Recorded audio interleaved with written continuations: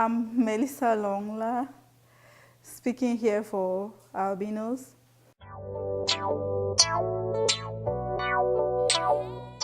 Growing up, I saw myself like every other baby around. It was not until maybe primary school where on my way to school or somewhere around the streets, people have to throw slangs at you, and most often they were derogatory slangs, hardly anything positive.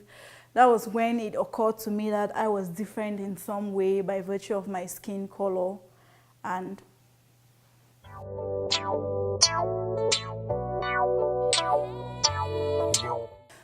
no one ever did until maybe say my secondary school days, when I had to narrate some of the challenges I had while at school with my mom. Then she had to talk to me and encourage me, remind me of the fact that I'm okay, I'm fine, even though my skin color is different from others.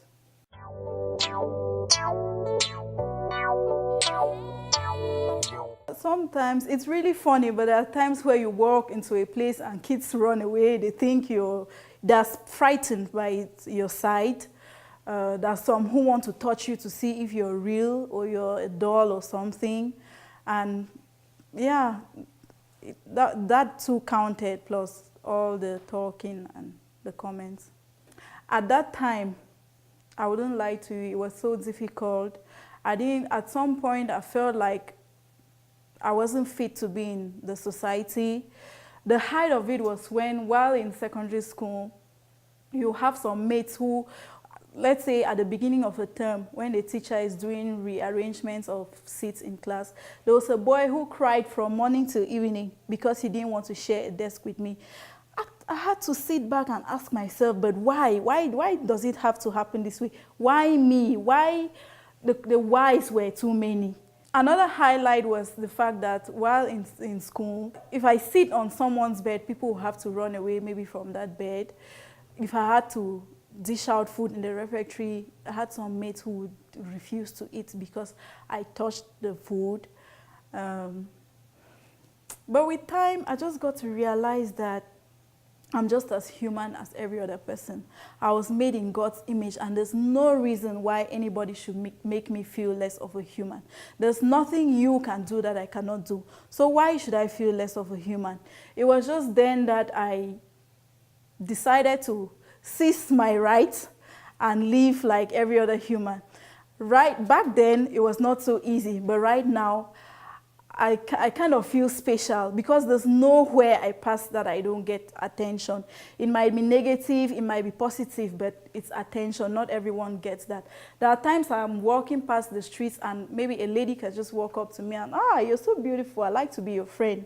There was a day just last week, I was walking past the streets and a guy ran up to me and, you're so cute, please can I have a photo with you? I was with a friend and she burst out laughing, saying she didn't know she was moving around with a celeb. So these days I really feel special with all the attention I get. But I think generally in a society, albinism is associated with negativity, and there's no one who wants to be associated with negativity. So somehow I understand them. I remember there was a particular mate of mine. She was the highest person who revolted that couldn't share food in the refectory.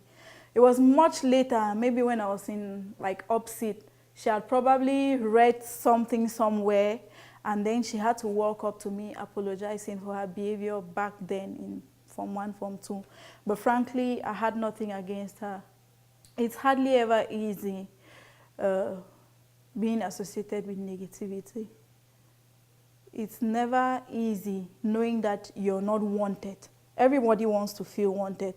So it's a whole lot of difficulty accepting that people do not want you and living with it.